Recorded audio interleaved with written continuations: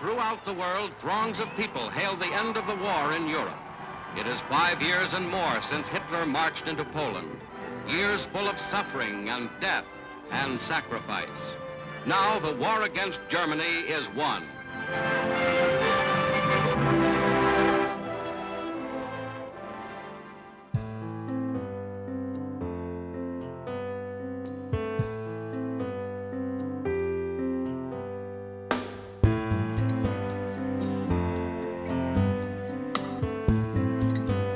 When the guns of World War II fell silent,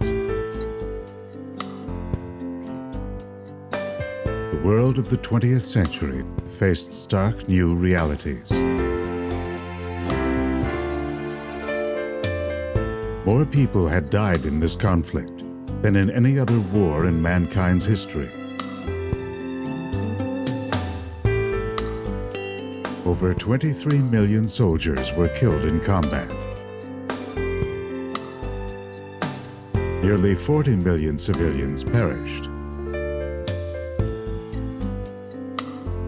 And 11 million people, including 6 million Jews, had been systematically murdered by the Nazis and their collaborators. The economies of Europe were devastated. Much of the infrastructure was destroyed.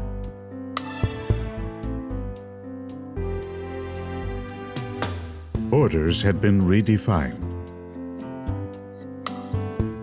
And democracy, new nationalism, communism and its conflict with capitalism were the forces of the emerging New World Order.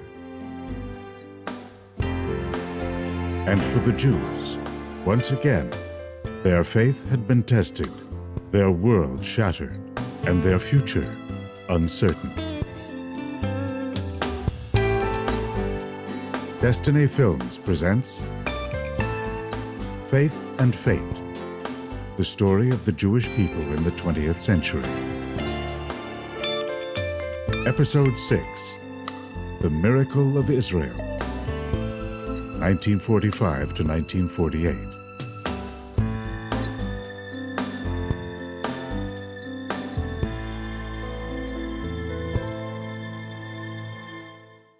In the aftermath of the Holocaust, the European heartland of Ashkenazic Jewry was now one vast Jewish graveyard, with 6 million Jews dead and hundreds of thousands more left homeless, stateless, and traumatized by their awful experiences. Now, with the Germans defeated, the rest of the world was about to see for themselves what Hitler's final solution really meant.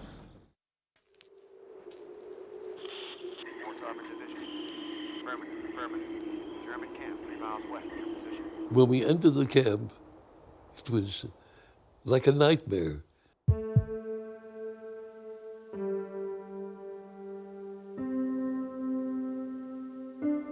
The first sight was all the dead people blocking the camp entrance. They were laying on their backs because they were shot with a 50 caliber machine gun.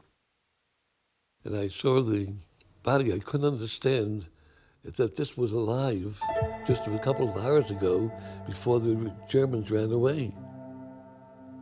I was stunned. There was 10 to 15,000 dead when we came in. Walked further into the camp. Oh my gosh. As if the dead were walking.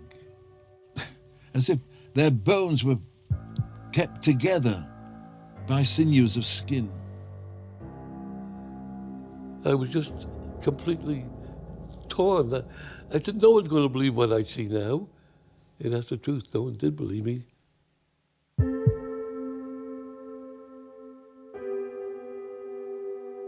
I radioed back to my colonel, and he said he was going to let General Eisenhower hear about it, and I'm sure he's going to be there.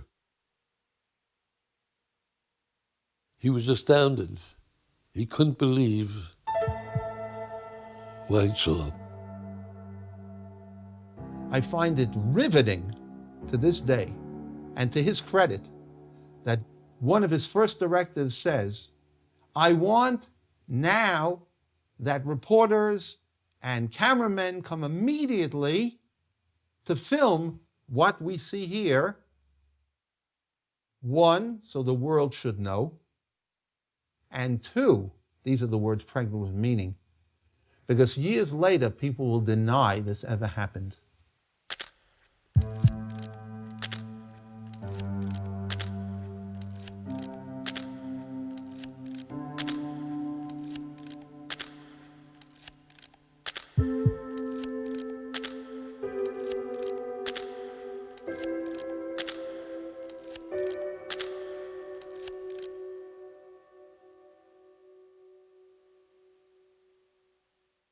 The first thing that really began to shake people's consciousness were the movie reels that were shown in Piccadilly Square and Times Square and Paris.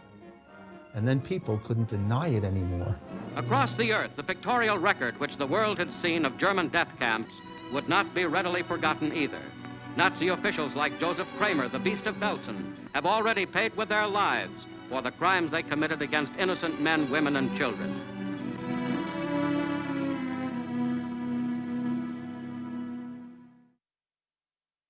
People were dying regularly after the so-called liberation because, for example, the troops didn't have the proper food to sustain these people and gave them food that was far too rich.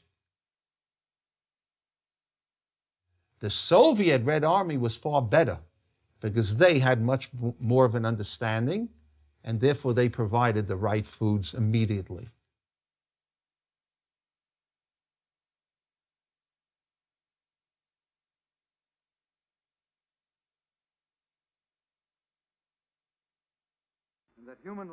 The Allies immediately initiated military tribunals against those responsible for the war and the Holocaust.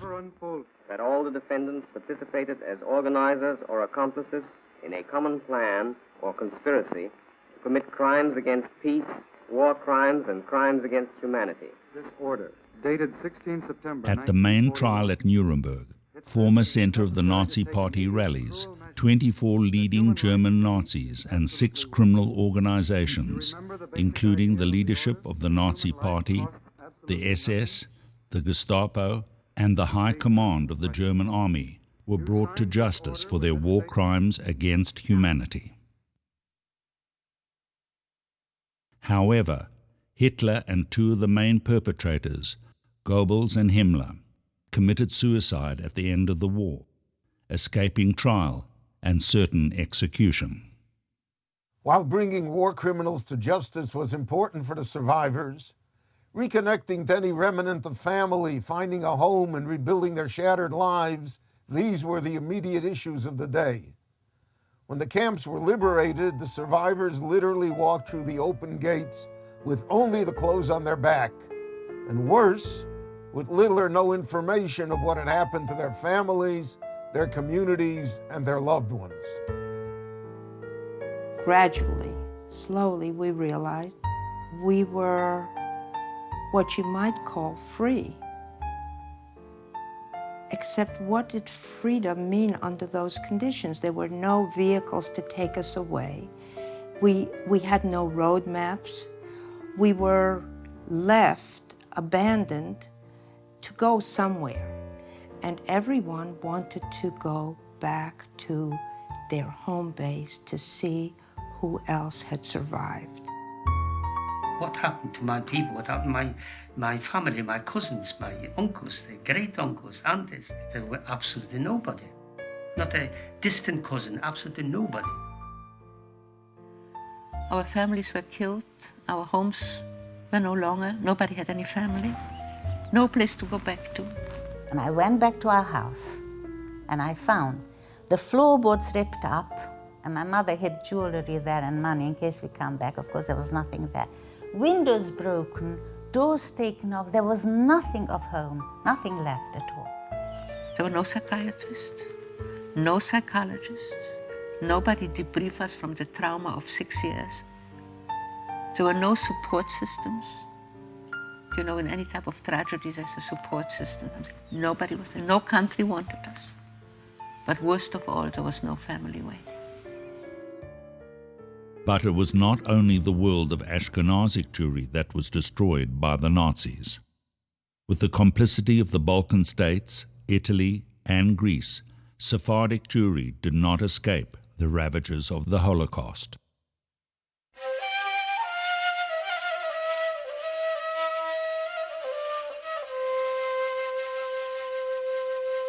When the war was over, the Sephardic Jews of France were gone.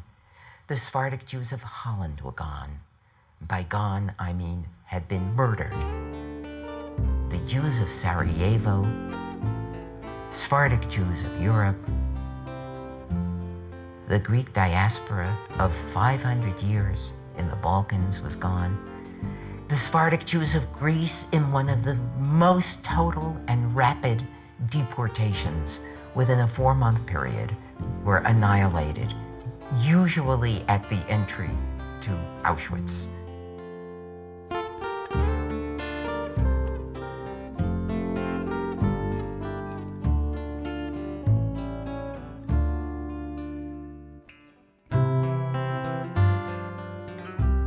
After World War II, about 2/3 of Sephardic Jewry had been annihilated in Europe. But the entire civilization had been destroyed.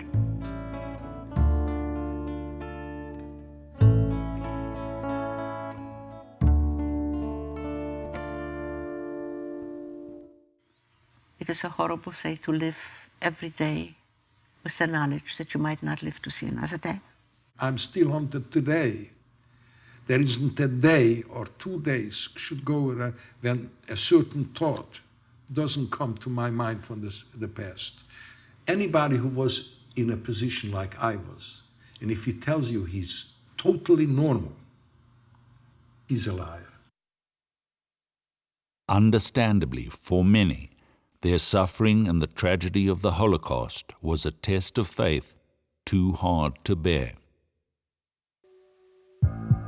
And their belief in God, challenged to breaking point, died with them or their loved ones in the flames of Nazi destruction. For many of the survivors, the Zionist dream of a Jewish homeland was their anchor of hope. For others, it was their determination to rebuild their lives with material security and safety.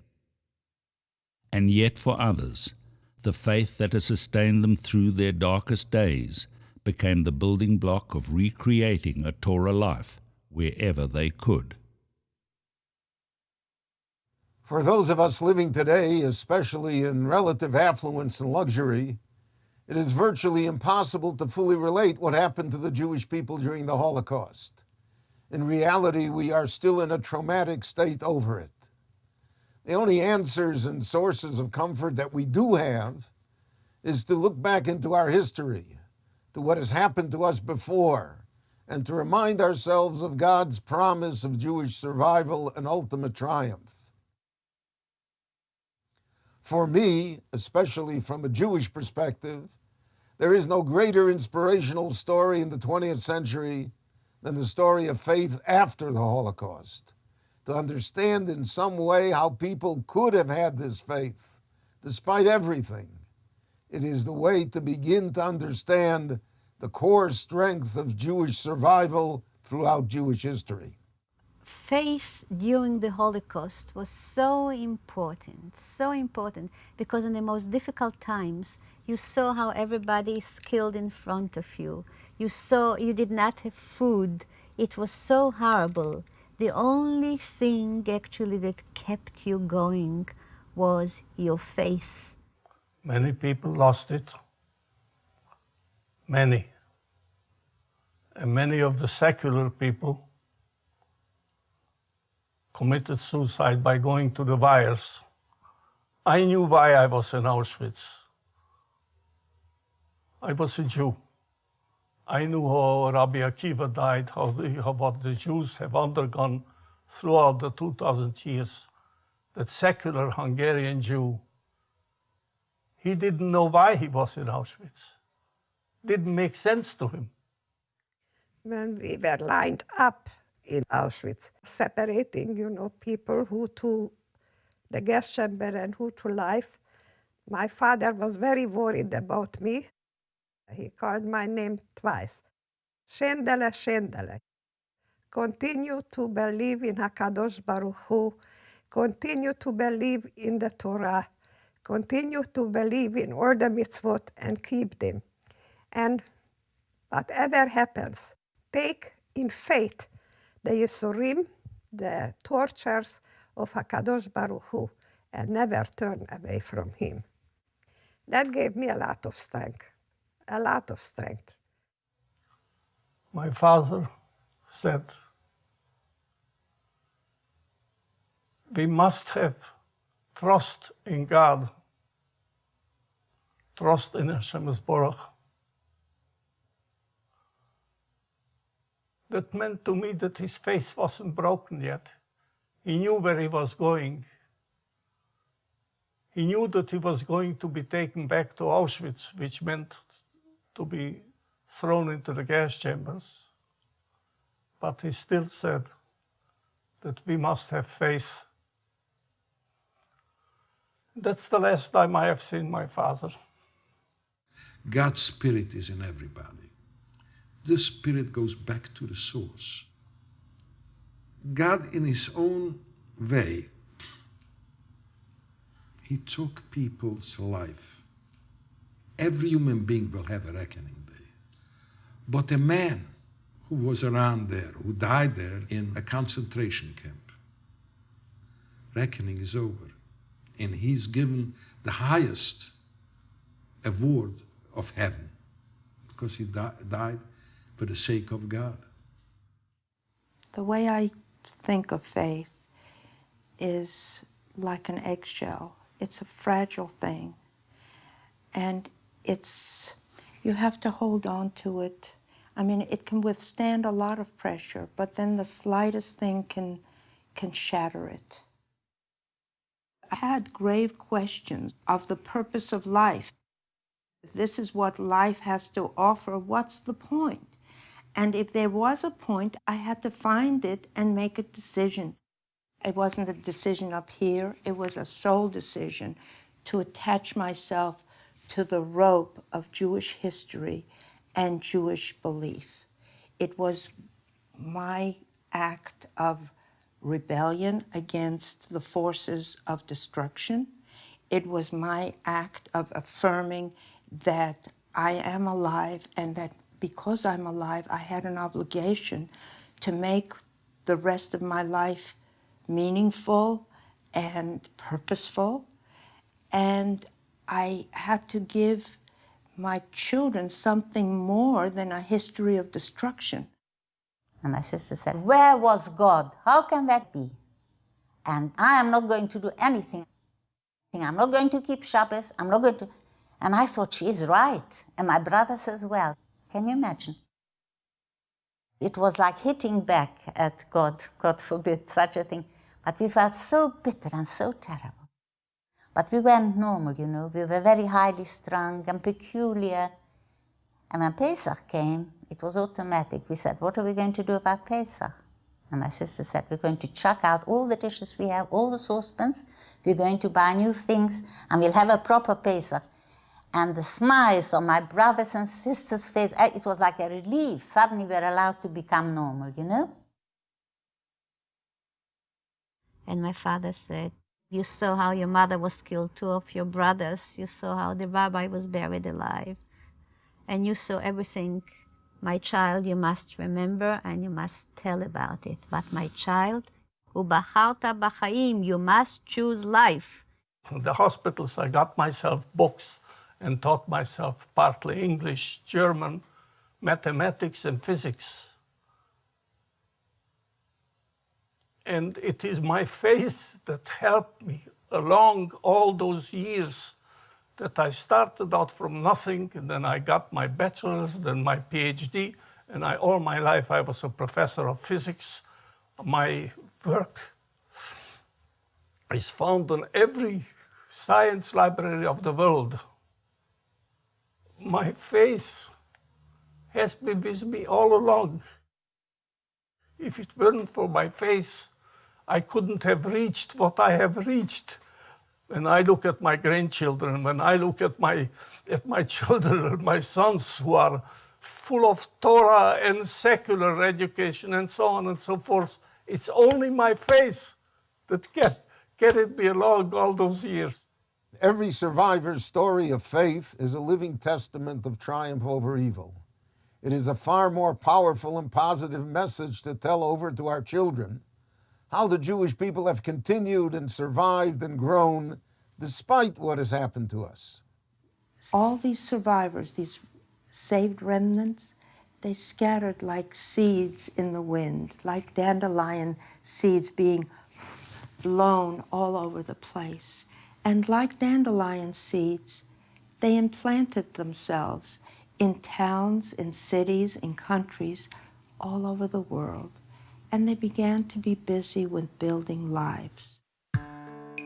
Meanwhile, amidst the confusion and chaos after the Holocaust, there were individuals and groups of survivors who concentrated their efforts not only on themselves, but on finding and saving other Jewish survivors throughout war-ravaged Europe. Orphans, children hidden with non-Jews to save them from the Nazis, broken remnants of families. Individual by individual, they began to rebuild lives and communities. With limited means and hardly any institutional funding, but fired by the belief that it could be done, many of them succeeded beyond anyone's imagination. Today, throughout the Jewish world, there are many vibrant Jewish communities built from these shattered remnants. For example, here in Israel, there's the great Sanz community in Netanya, single-handedly rebuilt by the Klausenberger Rebbe, Rabbi Yekutiel Yehuda Halberstam, whose own wife and children perished in the Holocaust. The Rabbi of Ponevezh, Rabbi Yosef Kahaneman, built the great yeshiva in Bnei Brak against the odds of it ever being successful. And in the United States and Israel and throughout the diaspora, the great Hasidic courts of Bovov, Satmar, Skver, etc., and the Lithuanian yeshivot, to a great extent, their success today is greater than what it was in Europe before the war.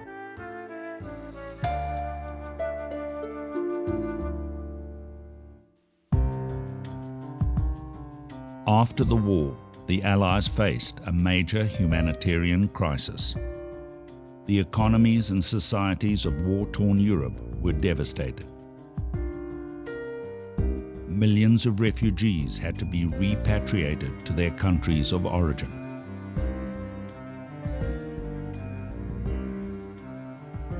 For 1 million other refugees, including the Jewish survivors of the Holocaust, there was no home to go to. Some did try to go home, but even after the terrible persecutions and events of World War II, anti-Semitism continued to prevail in most parts of Europe, especially Poland. There were people in Poland that were very anti-Semitic against us, very anti-Semitic against us. They really felt they want our land, they want our buildings, they want our money, they want everything. The Poles attacked us, 120 Poles. They were upset that we survived, and this is why we were hiding upstairs. But then they discovered our place and they opened the door. And my mother stood up with the baby. I was sitting behind her. She knew them. She said, "Kill me first, not my child." They killed the baby first and my mother, and she fell on top of me. In one incident in the city of Kielce in south-central Poland, 64 Jews awaiting transfer to Palestine were murdered in a pogrom. It was a group of Poles who made a pogrom of the remaining Jews in Kielce. And they went out with axes and they wanted to kill the people. That a pogrom can still happen after the war is to end was a terrible shock for us. This pogrom occurred slightly more than a year after the war had ended in Europe. How could this be?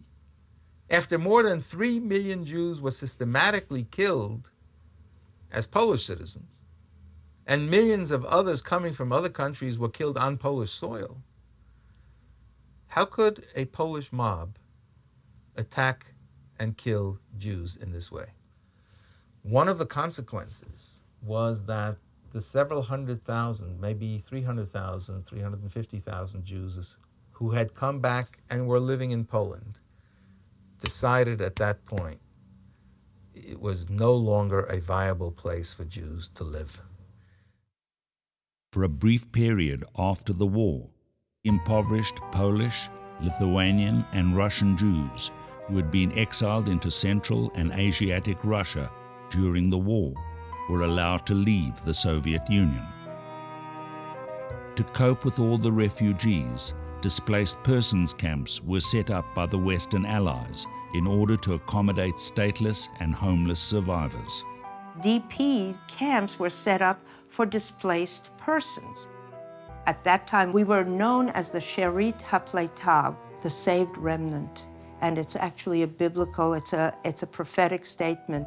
And they used the Jewish way of describing us, which was the saved remnant, because we were saved. We were saved for what we didn't know yet. By this time, world Jewry, who could do little to help their brethren during the war, began to coordinate their efforts. And Jewish organizations worldwide came to the aid of the stricken survivors.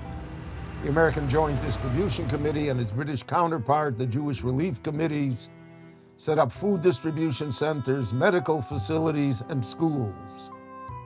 It wasn't only organizations that came to their aid. Individuals from all over the world volunteered and went to the DP camps to assist their fellow Jews. Under the prodding of people like Rabbi Alexander Rosenberg and other rabbis who were attached to the United States Army, the American Army printed a Shas, an entire set of the Babylonian Talmud, so that Jews would have a Talmud to study. It was a remarkable thing that Jews asked for it. And it was even more remarkable that the American Army saw fit to do it. Because you have to rebuild the people, and you can't just rebuild them with chocolate bars. You have to rebuild their inside, you have to rebuild their faith, you have to rebuild their purpose in life. Without a Talmud, the Jews found it very difficult to have such a purpose. To help the survivors with their greatest need, finding out who in their family was still alive and where they were, Jewish relief organizations, together with the Red Cross, began the long process of coordinating lists of Jewish survivors and posting them in every camp. They always used to put out fresh list every day, the people who survived, who came back. And all of a sudden I see there my sister on that list. My mother was running around from office to office.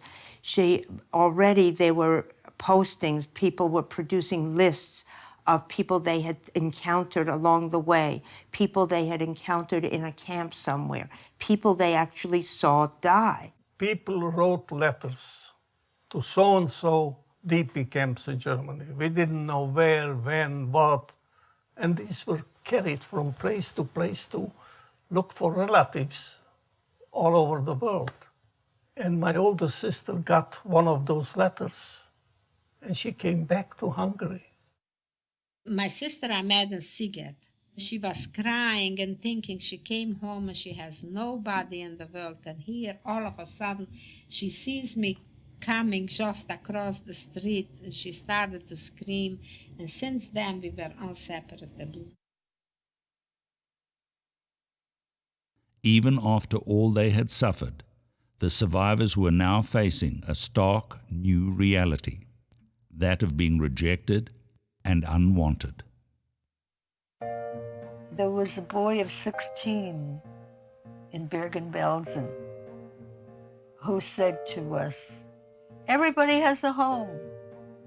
The Americans have a home, the French have a home, the British have a home.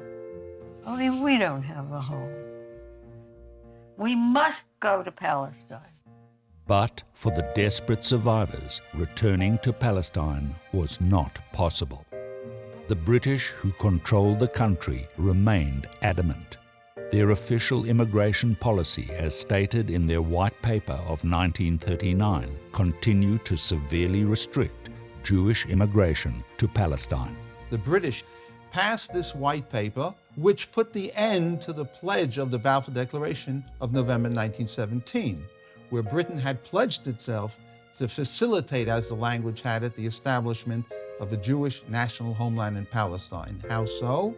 By saying that within the next 5 years, only 75,000 Jews would be permitted to enter the Holy Land, thereafter with Arab consent.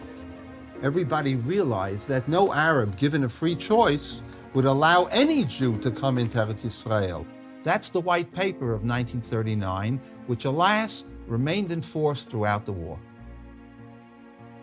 One of the forgotten facts of the history of Palestine is that the British White Paper of 1939 went against the terms of the mandate given to Great Britain to rule the country.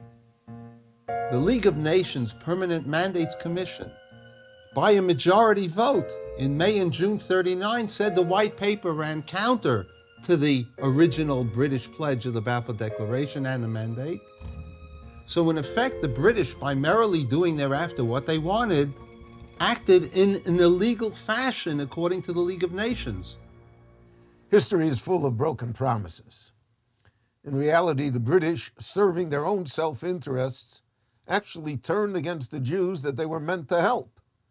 In 1922, the British gave 3/4 of Palestine to the Arabs, which later became Transjordan and then Jordan, and ignored their League of Nations obligation to create a homeland for the Jews.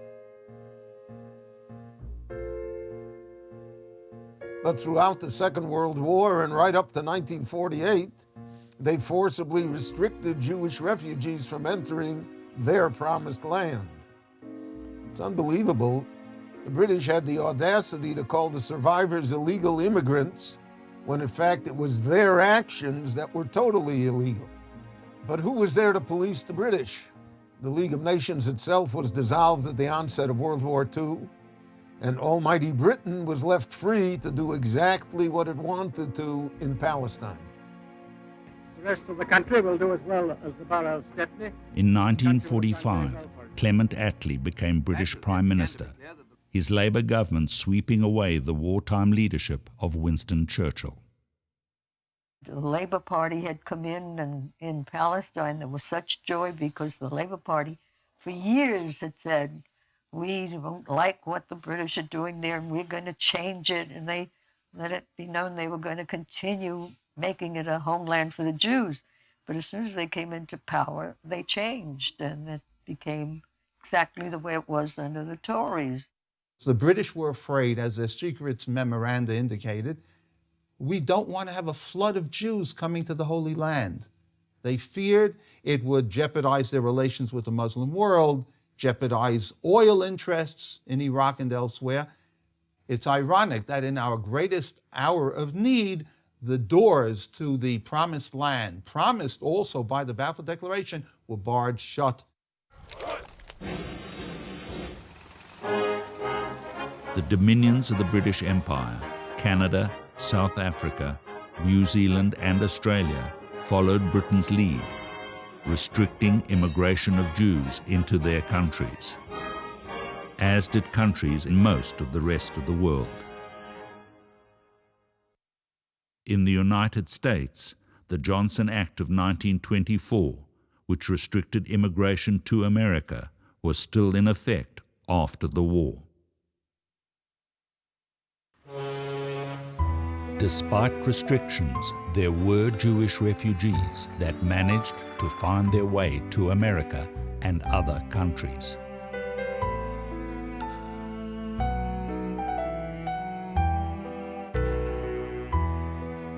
The majority were not so fortunate.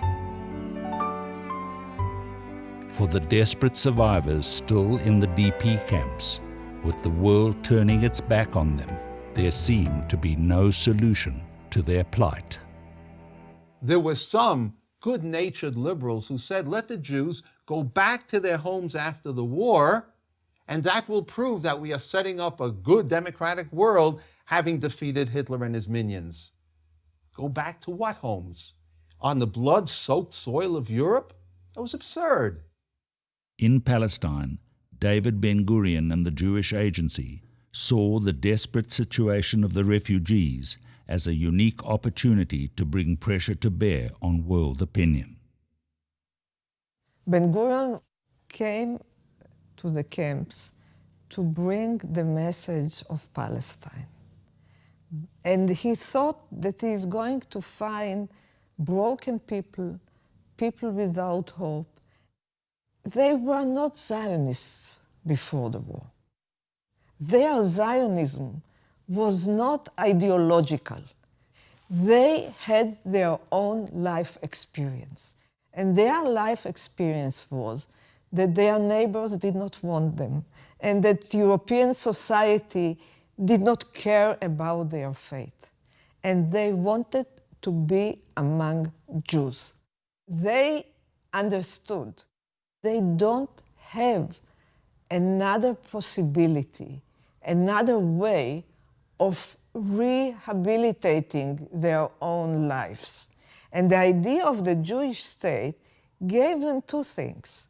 First of all, it gave them purpose. It gave them something to look forward to. And second, it gave them hope. When Ben-Gurion, already visiting the DP camps in the winter of 45, said to them openly, I have nothing in my pocket to give you, but I have a promise. Remember the Hatikva, our national song, that one day you will arrive and will do everything to do it. That meeting ended with the singing of the Hatikva. He came away from the camps with the feeling that these people, he understood, were ready to fight for the Jewish state because this was a fight for their own life. The situation for the Jewish refugees in the DP camps was intolerable. With pressure, especially from the Zionists, world indifference and opinion began to change. To his everlasting credit, Truman, prodded by Morgenthau, who's prodded in turn secretly by Zionists, sends Earl Harrison, a non-Jew, prominent dean of the University of Pennsylvania Law School, to the camps to see what's going on. Harrison is so bowled over that he reports back to Truman, we're treating the Jews here even worse than the Nazis did. And he recommends what the Zionists had already recommended Weizmann to Churchill in October 44, right after the war, 100,000 Jews to Eretz Israel. Somehow that magic number of 100,000 keeps reappearing.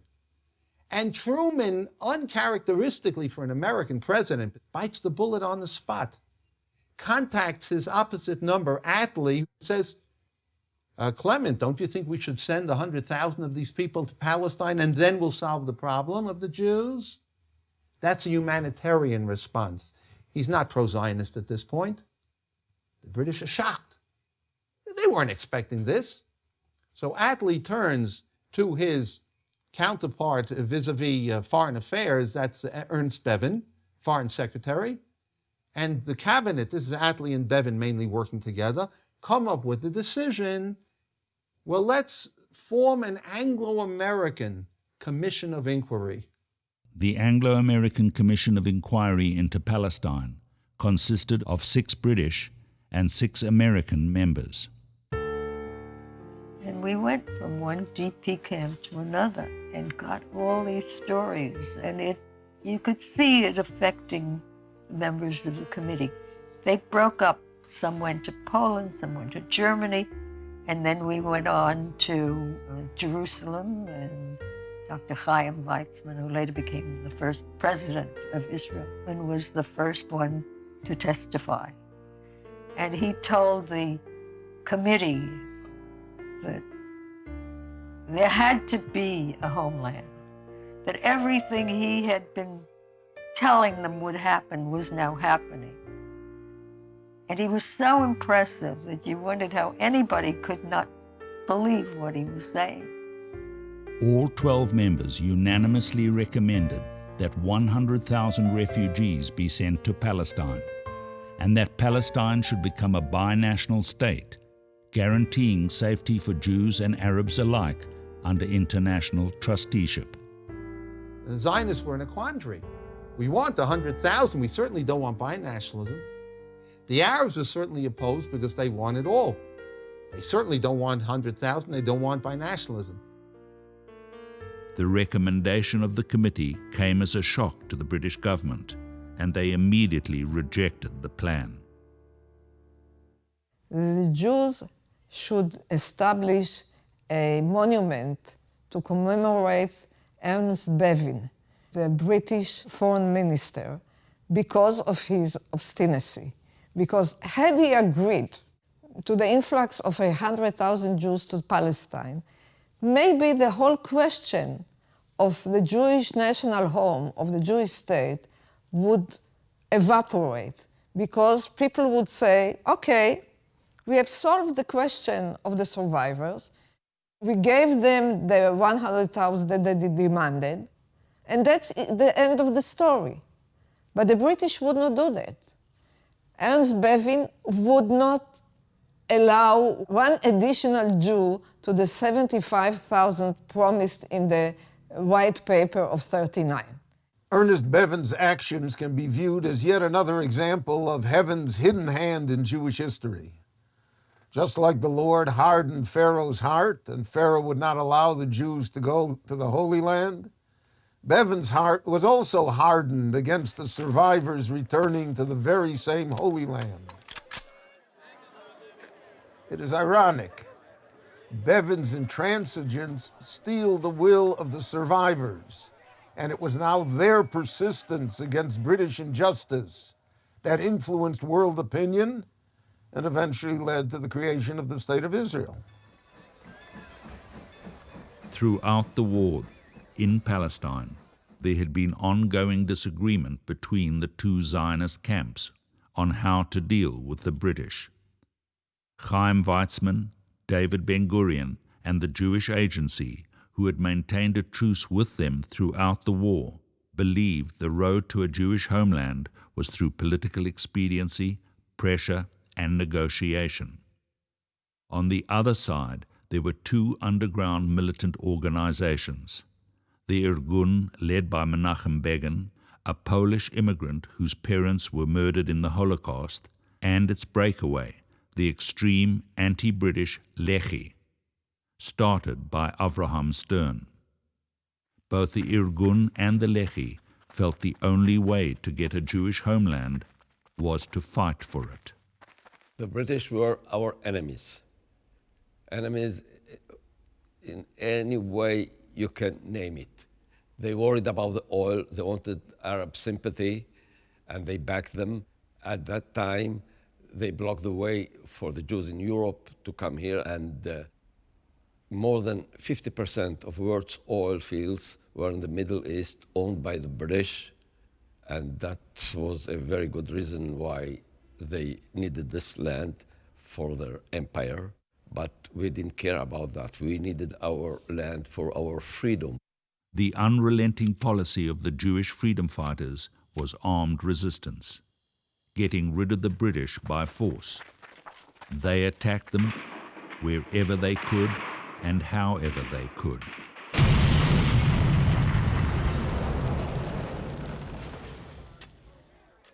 At the same time, Ben-Gurion actually didn't believe that we can kick out the British from here, and that's why he thought that what we did was dangerous for the relations with the British. The inflexible attitude of the British changed their relationship. Although Ben-Gurion, Weizmann, and the Jewish Agency could not officially alter their position, unofficially through their military wing, the Haganah, they joined forces with the Irgun and the Lehi.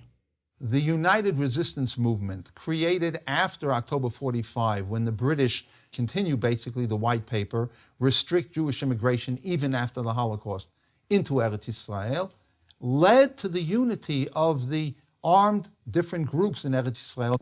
They worked together for the first time, blowing up railroads, bridges leading to Eretz Israel, British boats trying to intercept, and radar stations also. It was very difficult to fight the British. We were few all over the country, and the British had about 100,000 troops, soldiers and policemen in this country. We didn't have proper arms to fight such an empire.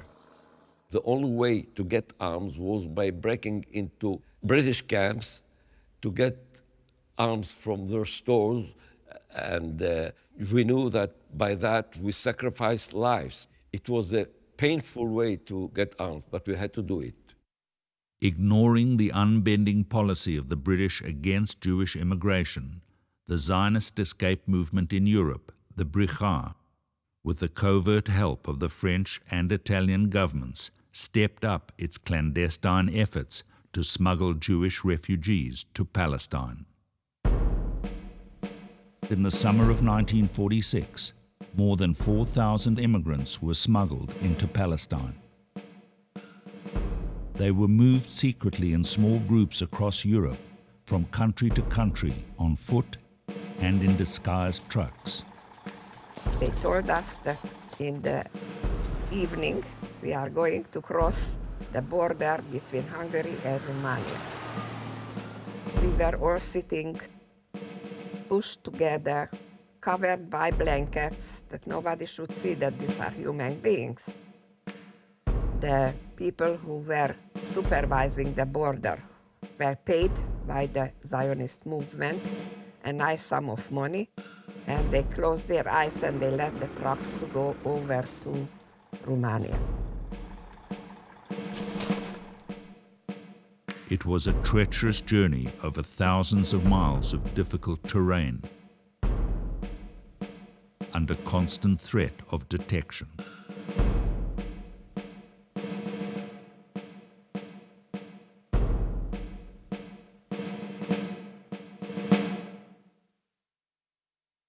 And when they arrived at ports in Italy or France, they were crowded into decrepit old boats that the Zionists had purchased clandestinely to smuggle the survivors into Palestine. We went to the port city of Constanza, and we saw from far away, and we were thinking, my God, a ship like this, is for the animals, it's not for human beings. But in the same token, who cares? As long as we are going to get Bezrat Hashem to Eretz Israel. The British could not stop the ships at the ports of embarkation because France and Italy did not cooperate with them. And they could not allow the ships to Palestine because this would be the end of the white paper policy that the Arabs would not agree to. The British, however, soon committed overwhelming forces to counteract further immigration. They mobilized 80,000 British troops, as well as the bulk of the Mediterranean fleet of the Royal Navy, to prevent the immigrants from entering Palestine. Ignoring international law, the British set up a naval blockade, stopping and boarding the immigrant ships in mid-ocean. Taking control of them, they escorted the ships into Palestine, where the refugees were sent to a detention camp in Atlit, a small village outside Haifa. Of the 63 boats that attempted to break the British blockade, only one officially succeeded. We were coming near to Haifa, and then after a few hours, we see some huge army boats coming towards our boat. And they took their microphone and they were calling to us, we are the British occupiers of Palestine. You cannot enter the country. Our leaders told us, don't be afraid. We will get to Eretz Israel. You just go all on the deck of the ship. and cry. Which one was not difficult for us to cry.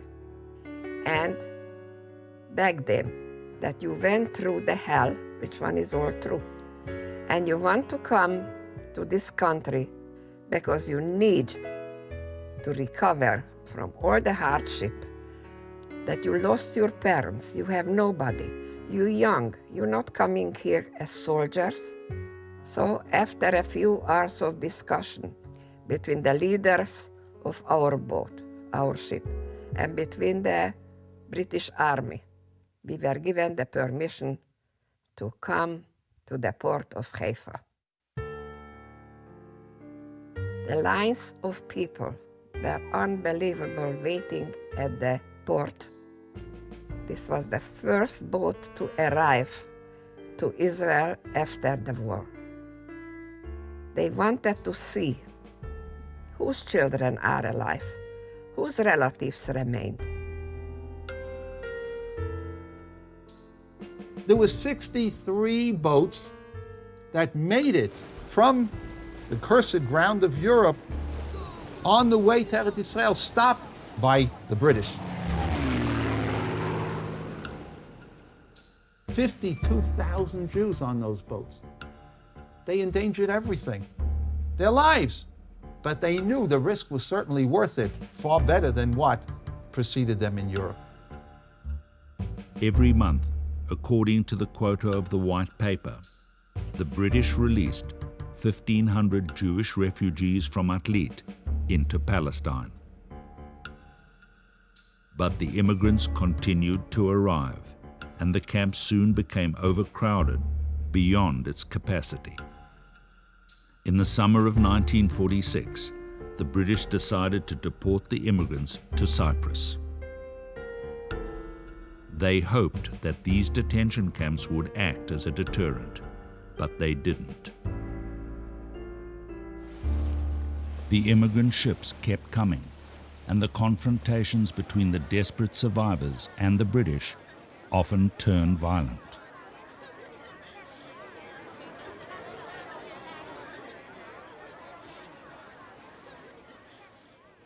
The most infamous incident involved the 4,500 survivors on the immigrant ship, the Exodus.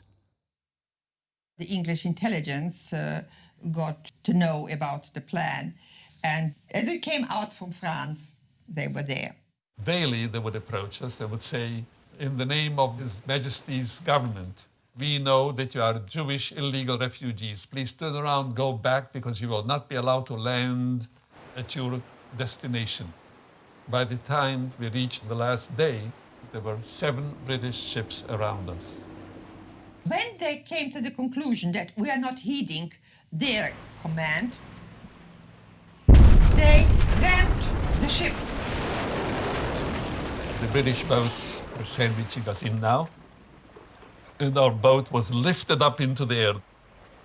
And we heard the boards of our ship cracking, splintering.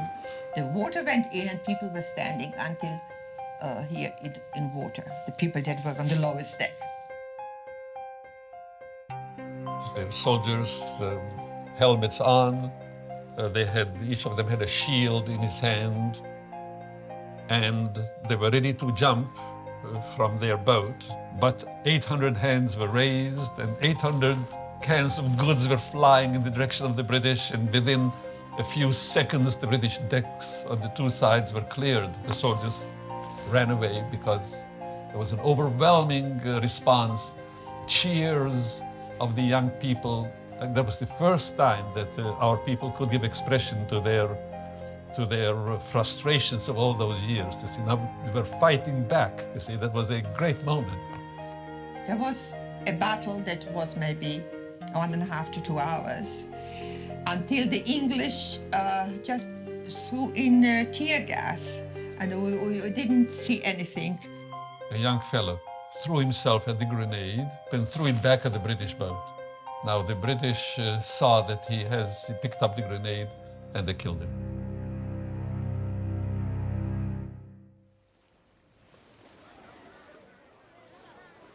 Additionally, the first mate of the Exodus was killed. and many refugees were injured. Now, under British control, the crippled exodus was taken into Haifa port. All of a sudden, from one of the rooftops comes the melody of the Hatikva.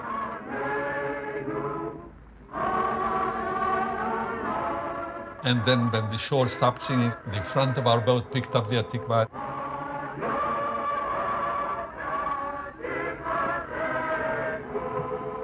And it was to the melody of Hatikva that the boat sailed into Haifa. It was a great moment.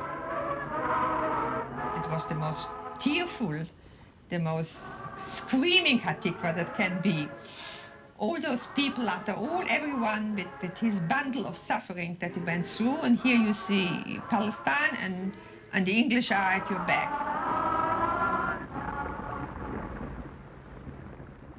In Haifa, any hopes the survivors had of staying in Palestine were dashed.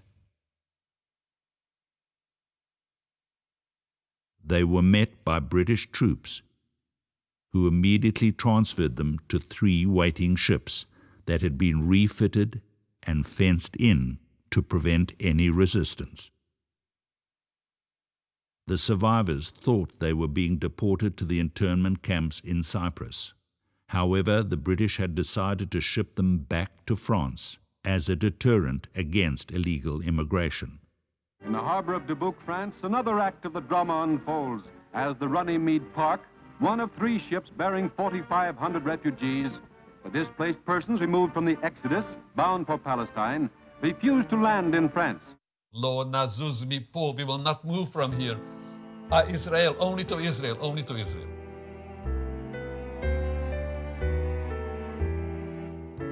For 3 weeks, the standoff between the British and the survivors on the ships continued. Living conditions were deplorable. The refugees were crammed into overcrowded holes and endured stifling heat.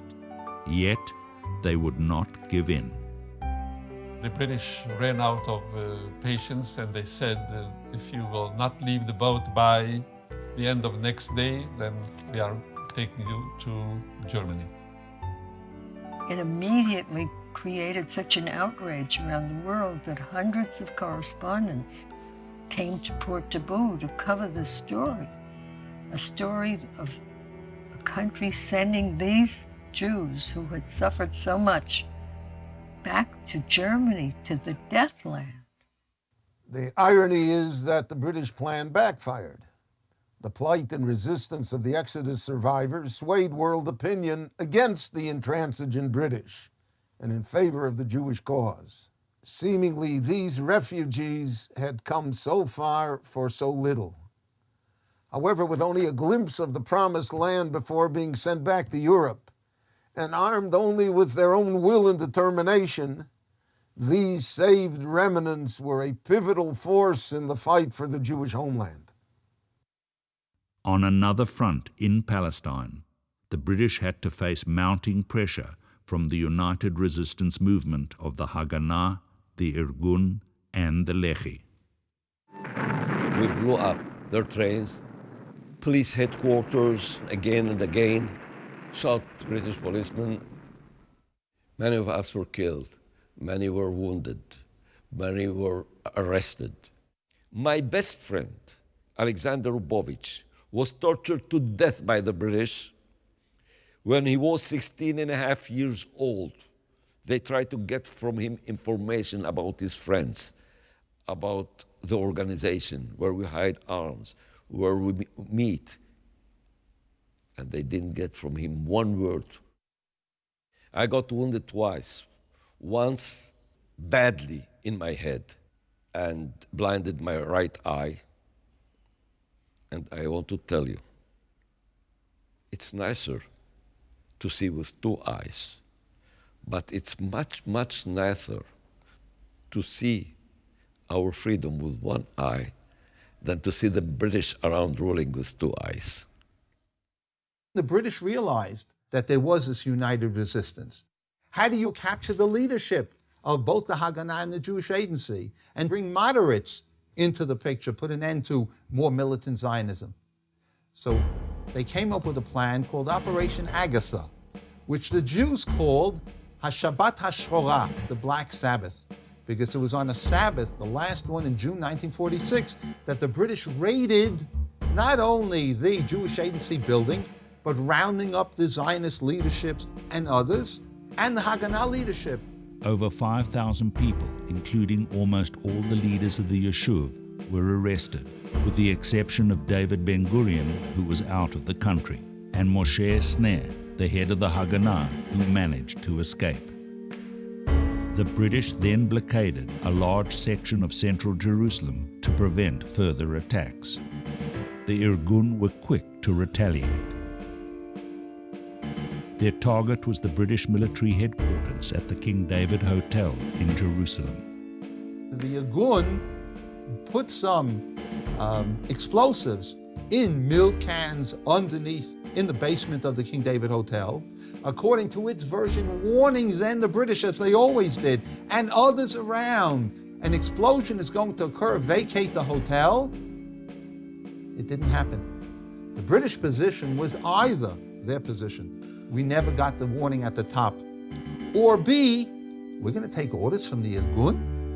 And as a result, either way you see it, it led to a terrible tragedy. The hotel housed the British Army headquarters and the Palestine government offices. The tragic scene is like a serious incident during the Blitz, and casualties were very heavy. Almost 100 people were killed. This obviously soured the public, and the Haganah distanced itself immediately from the Irgun, saying we never gave any support, etc. And from that time on, the United Resistance Movement was over. At this point in Palestine, with Jewish unity in disarray, increased British intransigence, and no foreseeable solution for the survivors in Europe, things seemed at their blackest for the Jews. But as throughout our history, as the Talmud teaches us, things may change at the blink of an eye. Yeshuat Hashem keheref ayin. The salvation of God comes to Israel in the blink of an eye. There is a growing wave of support, humanitarian, simple as that, and with Truman as well. Eleanor Roosevelt, the #1 international woman in the world. I mean, it's clear, it's sent by Truman later to travel around the world as a goodwill ambassador. She comes to one of these decrepit, mud-filled, cold DP camps in Germany, and she doesn't speak the language of these people. She knows English. They're speaking all Yiddish. This is Mama Loshen. This is their mother's tongue. And an elder woman, she seems elderly. She could have been 40 years younger, given the horror she went through. She wants to get to Eleanor Roosevelt. And Eleanor Roosevelt writes that this woman cannot communicate with me in English, sinks to her knees in the mud, grasps me around my legs, looks at me imploringly and says, "Palestina, Palestina." Says Eleanor Roosevelt, that's the first time I understood that Jewish need and aspiration to come home, because there are no homes elsewhere.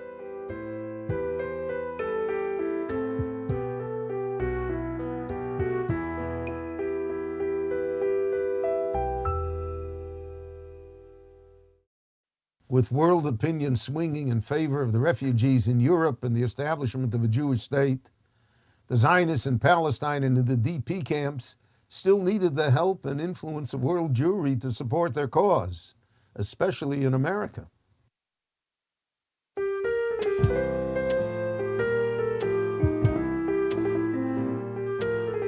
In America, although not everyone is caught up equally in the excitement of the move towards establishment of the State of Israel, the membership figures in the Zionist Organization of America double, triple in the period from, let's say, 1945, 1948. People are very involved in supporting the State of Israel.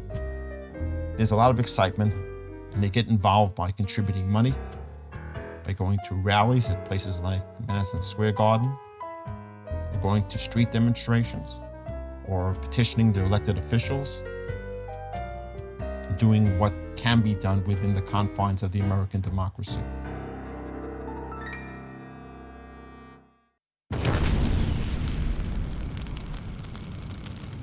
In Palestine, bombings, ambushes, killings and retaliatory murders were daily events. The British faced increasing pressure from both Jewish and Arab insurgents, as well as the growing problem of the Jewish refugees, and President Truman openly seeking a humanitarian solution. In frustration, and with the inability to solve the problems, Foreign Minister Ernest Bevin decided to extricate Britain from Palestine and refer its fate to the United Nations. Though David Ben-Gurion and the leaders of the Jewish Agency had condemned and disassociated themselves from the violent methodology of the Irgun and the Lehi, the military blows struck against the British forces in Palestine undoubtedly contributed to the British decision. They could not cope with the question of illegal immigration, and the struggle in the country became worse from day to day, and the British appeared more and more like oppressors. Now, public opinion in the world would not accept it. At a certain point, the British felt they don't know what to do, and they decided to quit.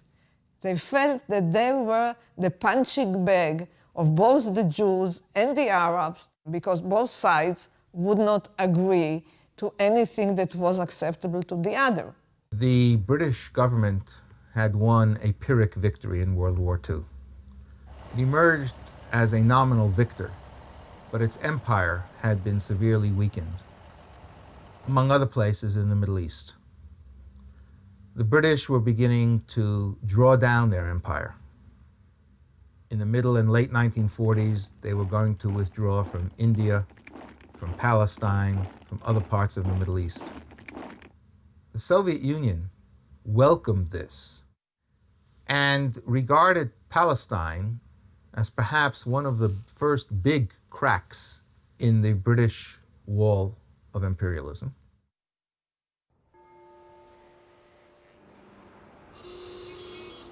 Britain, having exhausted its resources and energy fighting the war, now stepped back, and America stepped forward to lead the Western Allies. Having learnt the lessons of World War I, the Allies now began to focus their efforts on rebuilding Europe, especially Germany.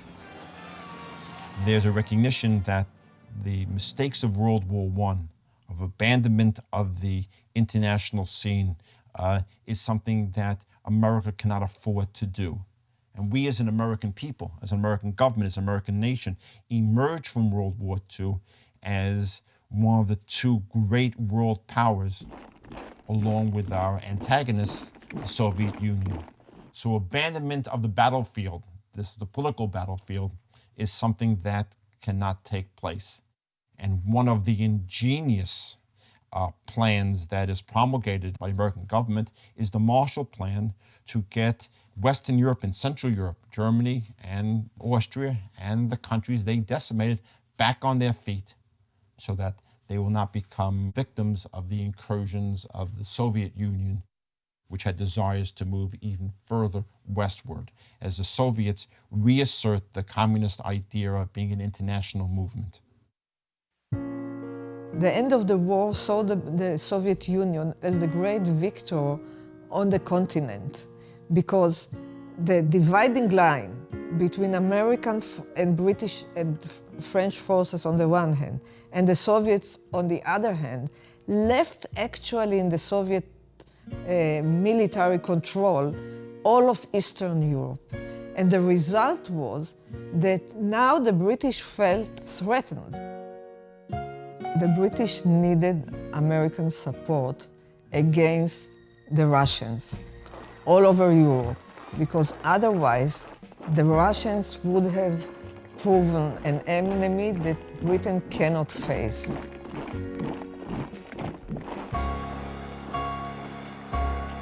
It was not by chance that Churchill declared at that time that an Iron Curtain descended all over Europe.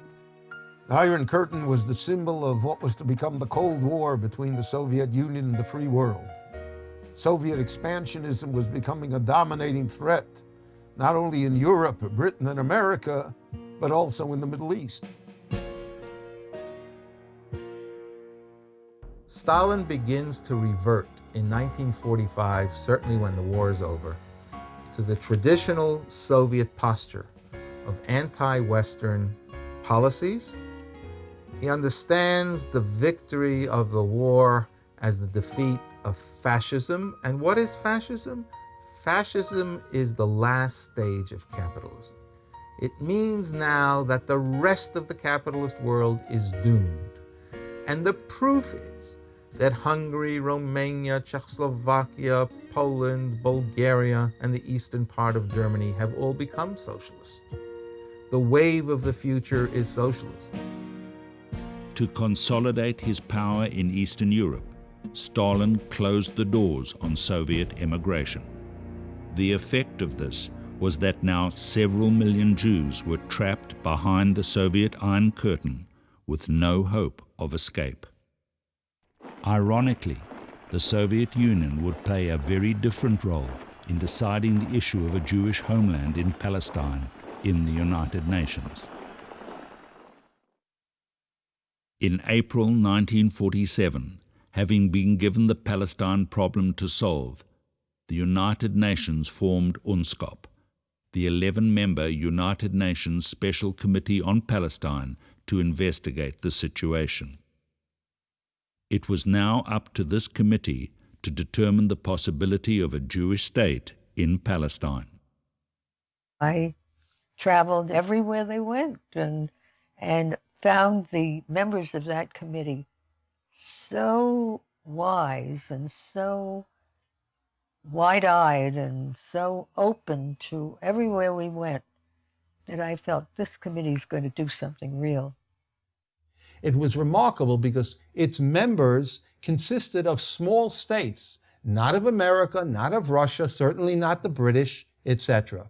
UNSCOP did exactly what the Anglo-American Commission did.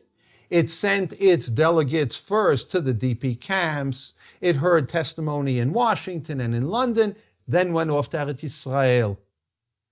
They were boycotted by the Arabs as they were earlier, and so they basically got to see the Zionist side.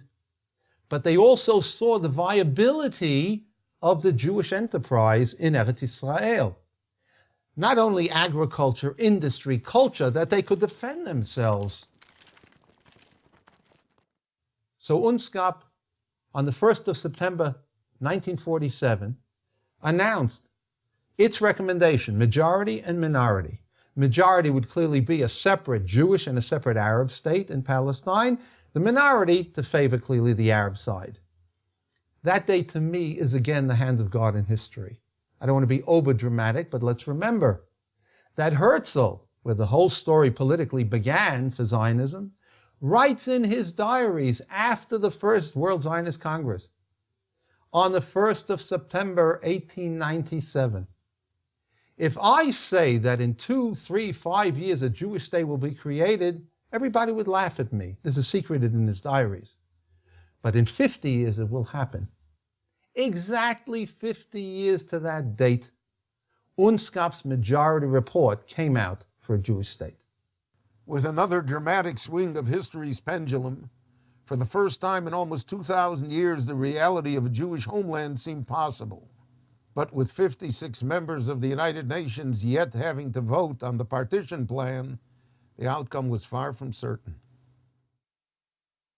To add to this uncertainty, even with a desperate need to solve the refugee problem, there were issues regarding the establishment of a Jewish state that divided the Jewish world.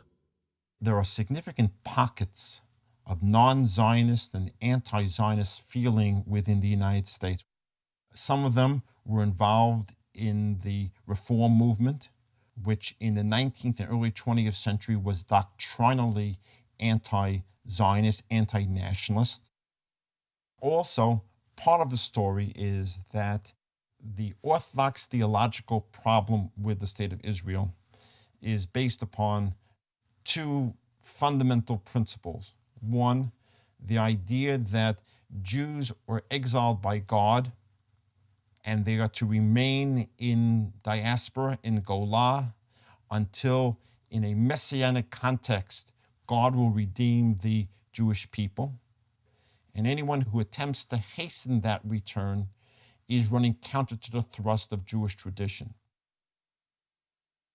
And if you say that what's going on now, namely the Zionist movement, is the beginning of the foretold redemption, the people who are running this redemption aren't exactly the most appropriate Jewish role models. So there's a basic theological problem, and it's a question with the secular nature of Zionism. By the time we get to 1948, Zionism has swept the field in terms of American Jewry. From Reform to Orthodox, there's a general positive sense that this is a very important moment for the Jewish people and for Jewish history. Sephardic Jews are often accused of not having been Zionists.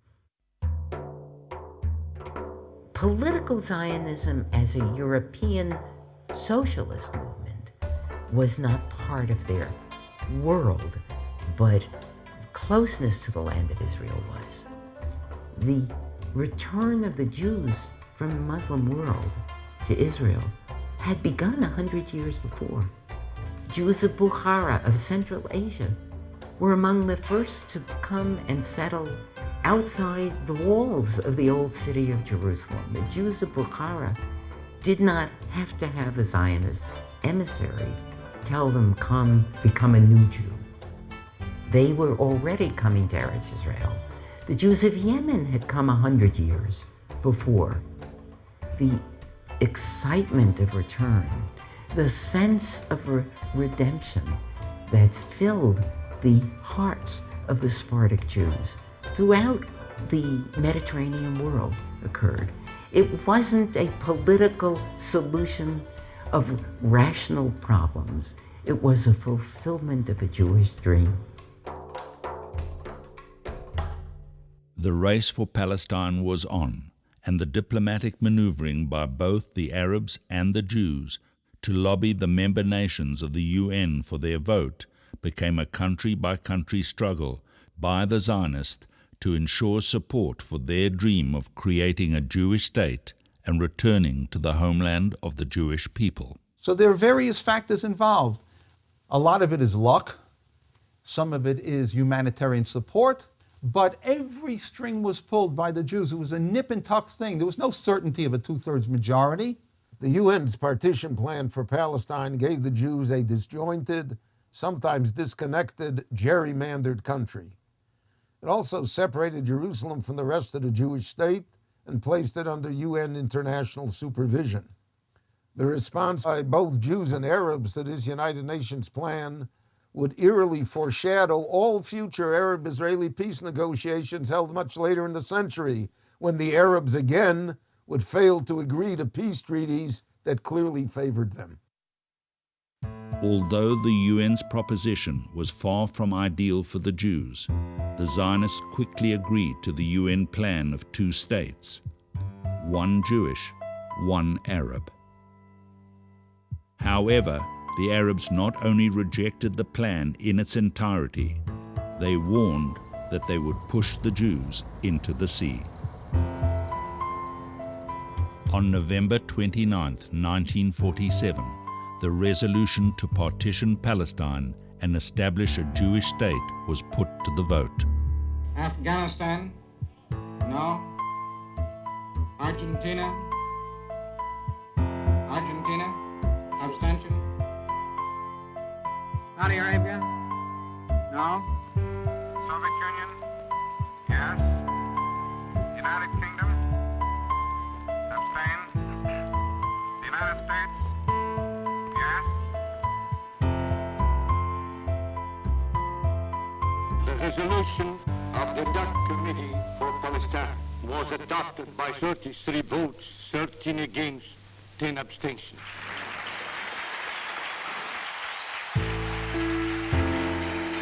Amazingly, the world powers had finally declared a Jewish state in Palestine to be legitimate. a dramatic result, given that it came so closely on the heels of one of the most anti-Semitic periods in Jewish history.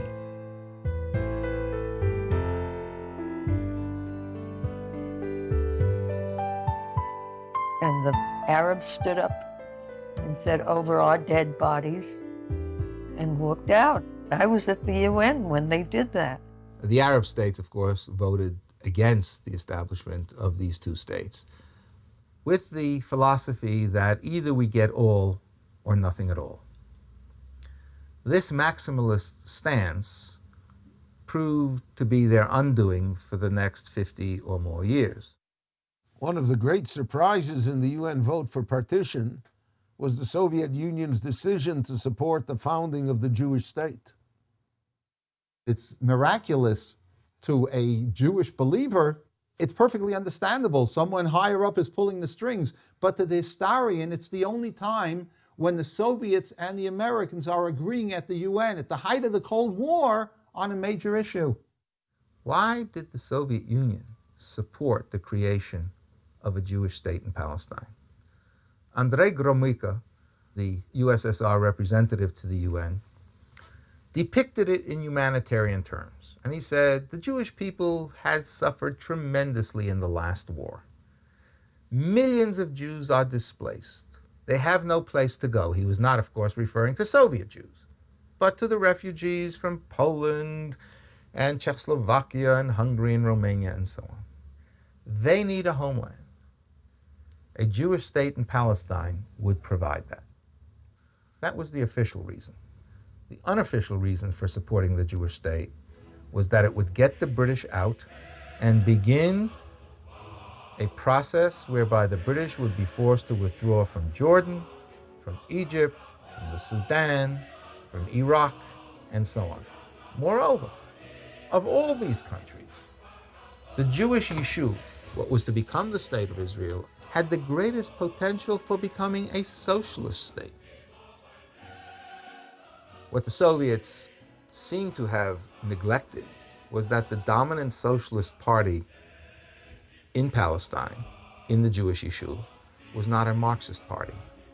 And when the Soviets began the anti-Semitic internal domestic campaign in 1948, most of the Yishuv, not all of it, but most of the Yishuv turned anti-Soviet.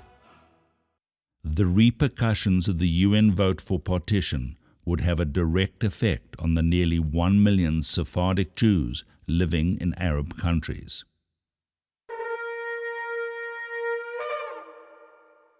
The Jews of Muslim lands were sitting on a volcano.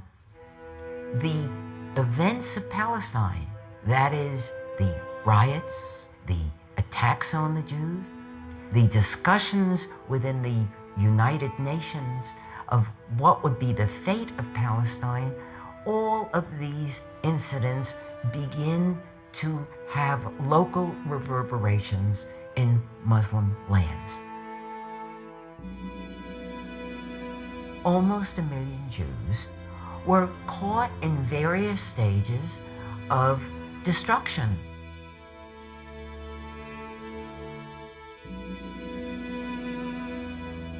Jewish bank accounts had been frozen in Syria, in Lebanon, the setting on fire of synagogue in Libya, pogroms in Cairo. All of these have been part of the upheaval of the Arab nationalist spark that were going on in the Near Eastern countries. If the state of Israel would succeed in emerging, they would be endangered. If the state of Israel did not succeed in emerging, they would also be endangered. So that they were waiting with bated breath, with much trepidation, with a sense that their fate hung in the balance once again.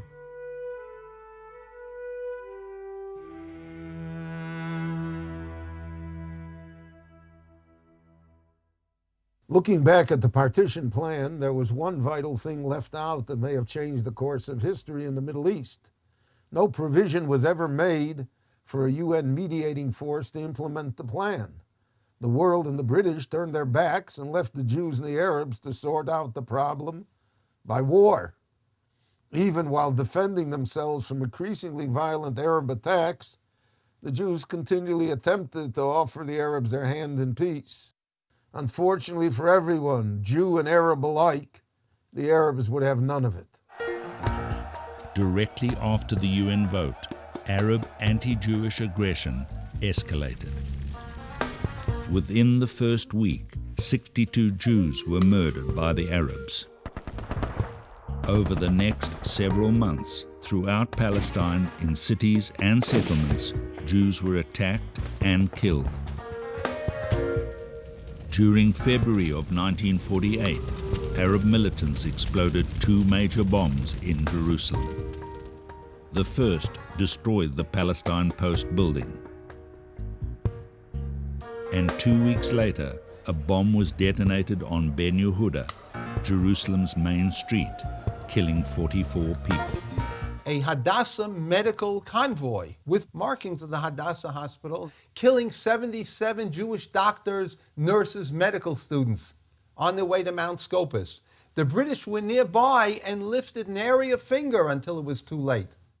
By May of 1948, 1,256 Jews, mostly civilians, had been killed by the Arabs.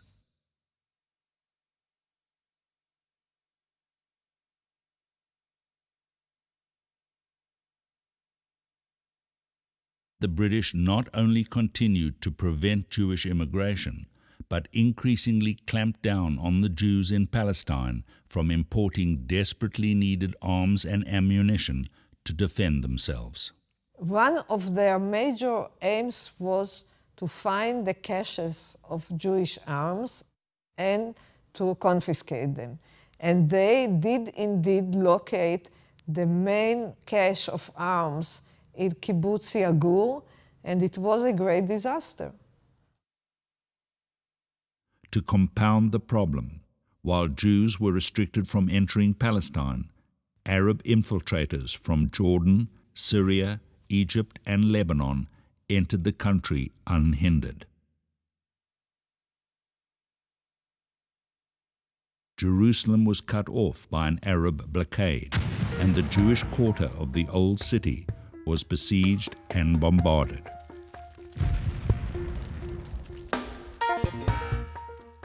The Arabs attacked the Jews in their most vulnerable positions, namely the roads. Almost all the roads were under Arab control because the roads were dispersed with Arab villages, and they would attack Jewish convoys going from point to point. Especially vulnerable was the road from Tel Aviv to Jerusalem. It was one road going through a very narrow strip of land between Arab villages and the mountains, and the result was casualties, and also Jerusalem could not be supplied with food, with fuel, and it became a very crucial situation.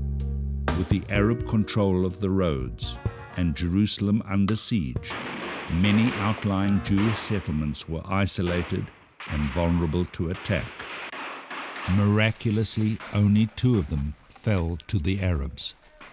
After a fierce battle and tragic loss of life, the Etzion block of settlements in the Hebron Hills and the kibbutz Mishmar HaYarden on the Syrian border succumbed to the attackers.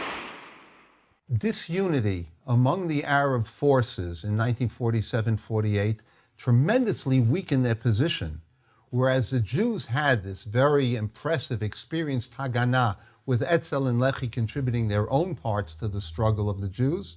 The Palestinian Arabs had no real cohesive force, had no united leadership, and no infrastructure to fight the Jews, and ultimately this led to their downfall.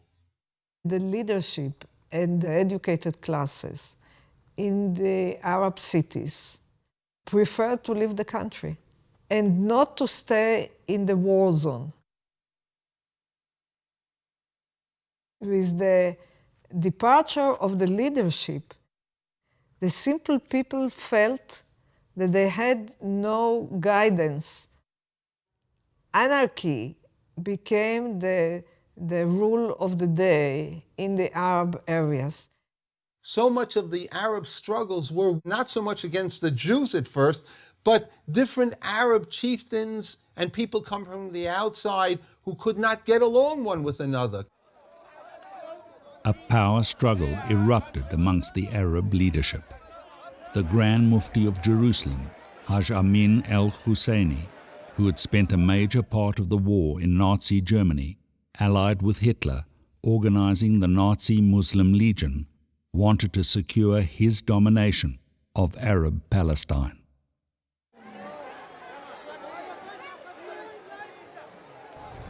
In Syria, the Arab League formed the Arab Liberation Army in the fall of 1947 to counter the Mufti's ambitions.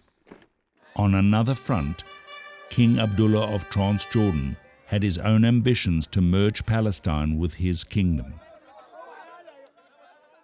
Fawzi al-Qaugji, who had previously led the rioting against the Jews in 1936 and had also returned from living in exile in Nazi Germany, with a force of 7,000 men and the aid of the Lebanese and Syrian armies, sought to drive the Jews out of the Galilee and all of northern Palestine. Hundreds of volunteer Syrians, Iraqis, and fascist Bosnians who had served in the Nazi Muslim Legion and exiled Palestinians infiltrated Palestine and formed the nucleus of Jihad al-Muqaddas, Holy Fighters. Several thousand local Palestinians joined them. Also, the Muslim Brotherhood, mostly fanatic Islamic fighters from Egypt, fought in the hills of Hebron and the Negev.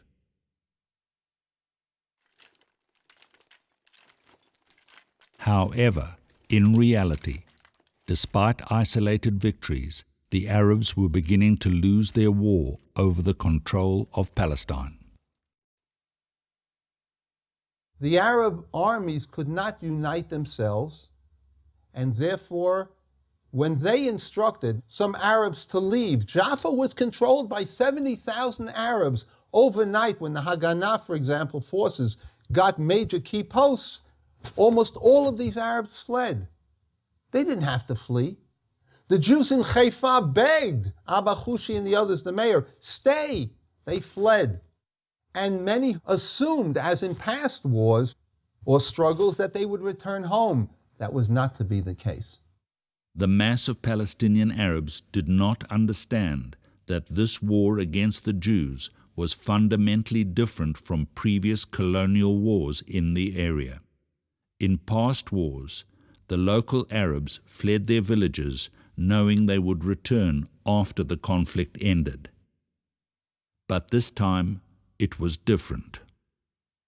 Because of Arab aggression, this war had become a nationalistic conflict over territory where the Jews were fighting for their survival. People forget that this was war. Ein breira. We have no choice. Our backs are to the wall. The Arabs thought they'd retreat, they'd come back. It was a different story. The Jews were fighting for their lives. The Arabs believed that the Arab countries would come to their assistance with their victorious Arab armies, or they believed that eventually some sort of repatriation of them would happen. But this is not what happened. In early May 48, before the state was created, Haganah Radio repeatedly begged the Arabs to stay in Haifa. The appeal fell on deaf ears. In direct response to the Zionists' appeal, the Arab League and the Grand Mufti forbade Arabs to remain in territories where they would have to submit to Jewish rule. The flight of Arabs from Palestine has been a deeply contentious issue for more than 60 years after the fact. We are talking about a period when the idea of repatriation was not accepted neither by European states nor by India. There was the experience of the partition of India with great movements of people on both sides. In Europe, at the end of the Second World War, Germans were expelled from Eastern Prussia, where they were settled for hundreds of years. They were expelled from Poland. They were expelled from Czechoslovakia. About 12 million Germans had to be on the move. Now, the Jews believed that the Arabs are the attackers because they did not accept any compromise and they did not accept the partition proposal accepted by the UN. So there was a feeling that here we have a partition along the lines of ethnic division between the groups.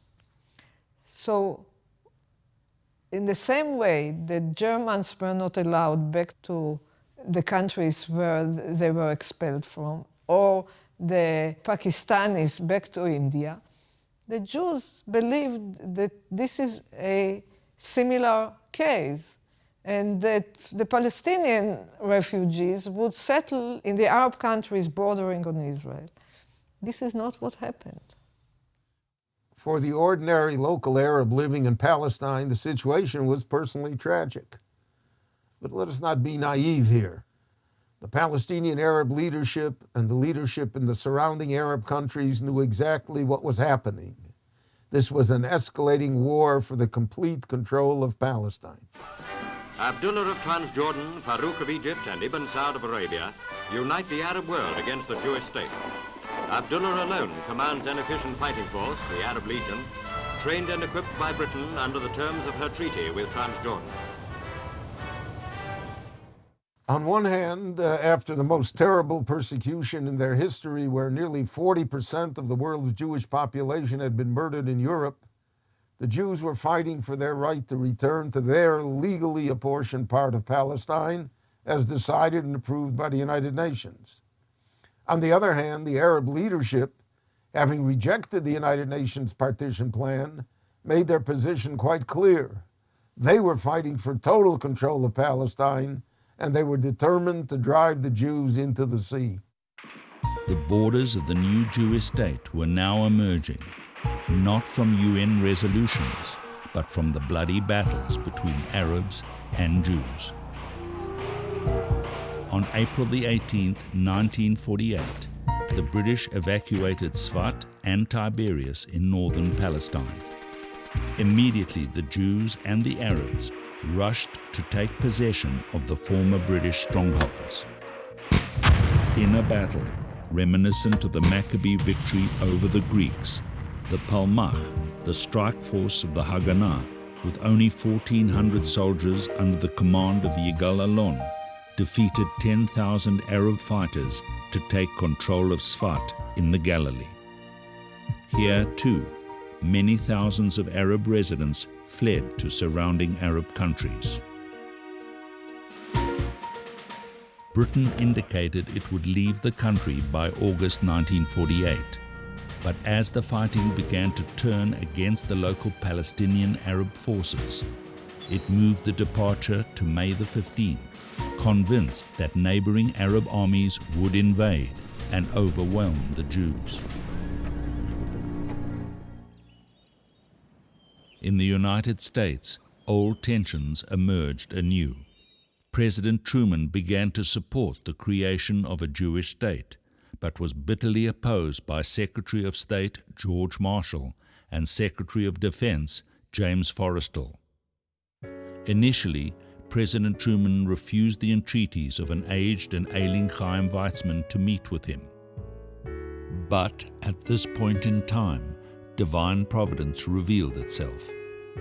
Years earlier, President Truman had been in partnership in a haberdashery store in Kansas City, Missouri, with a man named Eddie Jacobson, who had remained his lifelong friend. Zionist leaders approached Jacobson to prevail upon Truman to talk with Weizmann. The Zionists contact Jacobson and basically persuade him, "You're the only man who can get to Truman now. This is the 12th hour. You've got to persuade him to receive Weizmann, and Weizmann will do the rest. Jacobson goes to Truman, and he gets nowhere. The minute he walks in, Truman says, Eddie, before we go further, I don't want to hear a word about Zionism. He's tongue-tied. What can he say? That was the whole mission. Goes around, skating around, gets nowhere. He's about to go when this very simple man, Eddie Jacobson, looking outside the White House window, Lafayette Square Park. There's a statue of Andrew Jackson there. It says, Harry, I know that Andy Jackson has always been your hero. Well, Chaim Weizmann has always been my hero. You've got to see him. And Truman's spluttering. He says, you son of a bitch, I'll see him, but don't tell anyone. Just straight out, expletives and all. And Jacobson goes out, reports to his people. The word gets to Weizmann, and he goes to see Truman. That meeting has never been written down, but Truman basically says to Weizmann, if you declare a Jewish state, I will back you. Declaring a Jewish state was one thing. Defining the nature of that Jewish state was something entirely different. As usual throughout our history, we Jews have always argued, especially over the issue of Jewish identity, how we define ourselves.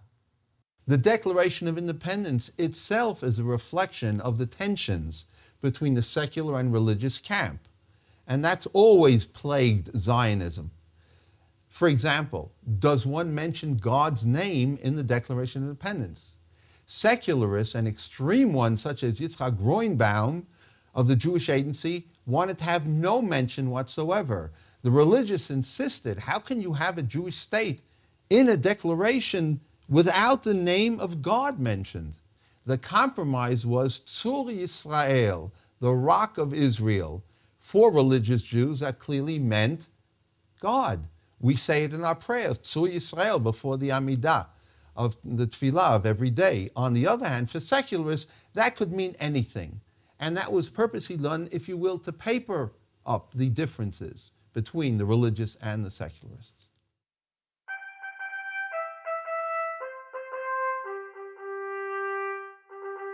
On the afternoon of May 14th, the British finally left Palestine after 30 years of mandatory rule.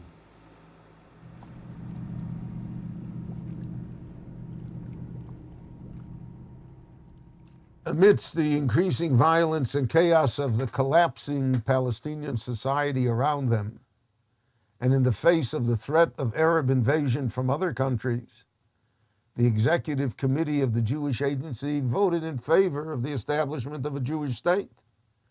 David Ben-Gurion declared independence immediately, naming the new state Israel. על הקמת מדינה יהודית בארץ ישראל, היא מדינת ישראל. ברוך אתה אדוני אלוהינו מלך העולם, שהחיינו וקיימנו והגיענו לזמן הזה. The date of Friday, May 14th, 1948, on the eve of the Sabbath, was a turning point in Jewish history. For the first time in 2,000 years, the Jews regained sovereignty over their ancient homeland.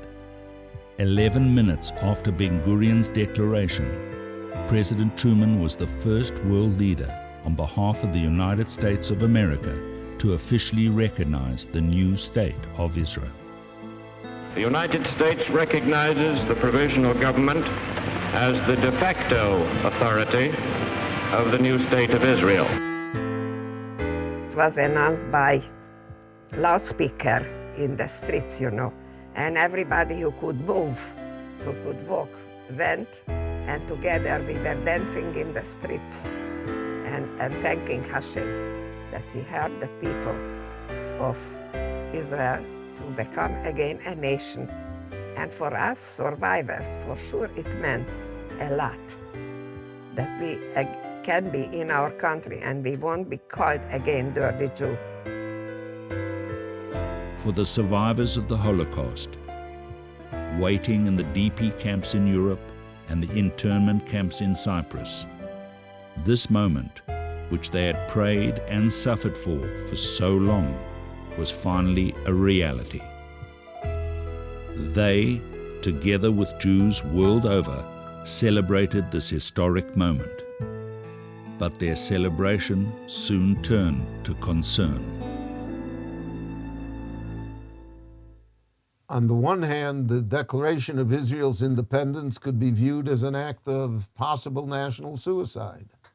The whole Arab world against Israel, and with borders that, according to military experts, could not easily be defended, especially at that time. The odds, according to logic, were therefore against Israel's survival. With no other country in the world willing to fight for us, or even with us, and after all, how many were there of us? With only a few fighter planes and a handful of armaments, the state looked like sheer insanity. On the other hand, it was an act of faith. Ein brera. We really had no choice. There was nowhere else to go. So despite all the disagreements, once the state was established, world Jewry held its breath and prayed for Israel's success and survival. Within hours of Israel's declaration of independence, Syria attacked the infant state, followed the next day by 4 other Arab states. In an official cablegram from the Secretary General of the League of Arab States to the UN Secretary General on May 15, 1948, the Arab states publicly proclaimed their aim of creating a united state of Palestine, in place of the Jewish and Arab two-state UN plan. Egyptian bombers attacked Tel Aviv, and army units from Iraq, Syria, Transjordan, and Lebanon crossed the borders into Israel. The whole world played the numbers game. How can 600,000 Jews defeat 30 million Arabs? Our State Department played that game and said, those Jews are going to be driven into the sea. And the whole world believed that, except those of us who had been there and had seen these new Jews. They would fight to the end. For the survival of the State of Israel, the outcome of the war in the coming weeks and months was far from certain.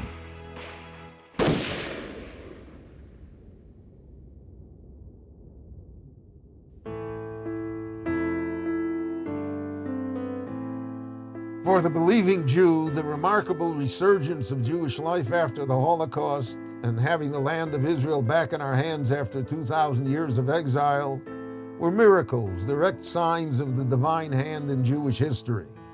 The Lord had promised to return us to our homeland. But then, the war for Israel's survival was only just beginning. And unfortunately, it's a war that continues to this day.